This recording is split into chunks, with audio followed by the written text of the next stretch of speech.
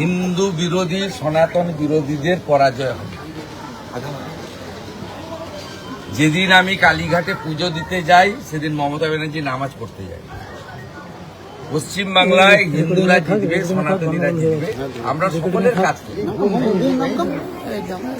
সনাতন ধর্মকে যারা গন্ধা ধর্ম বলে, যারা মহাকুম্ভকে মৃত্যুকুম্ভ বলে, যারা রাম মন্দিরের বিরোধিতা করে মিছিল করে, তারা সনাতনের ভূমি থেকে জিততে পারে না।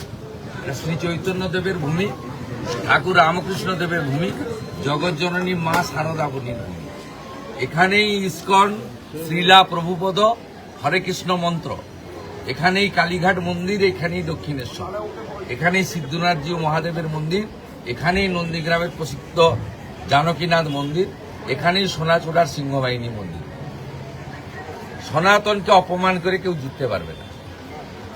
আমি যদি সনাতনের রাষ্ট্রের পক্ষে কাজ করি, নিশ্চয়ই 2021-এর মতো মানুষ এবারেও আমাকে আশীর্বাদ করবে। গতকাল রাত্রিরে ভবানীপুর কালীঘাট সহ একাধিক থানার ওসি বদল করে দেওয়া হয়েছে। ভবানীপুর কালীঘাট সহ একাধিক সঠিক সিদ্ধান্ত।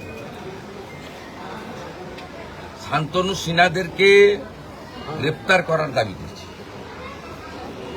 এদের একদম পরিষ্কার করা উচিত। এখানে এই যে আইসি মালটা ছিল, এ আইপ্যাককে নিয়ে, তো আইপ্যাকে ঢোকা বন্ধ করবো। আমি এখানে ঢোকা বন্ধ করব। কি করে পরিষ্কার করতে হয় ব্লিচিং ফিনাইল দিয়ে বাবা মহাদেব আমাকে শিখিয়ে দিয়ে গেছে।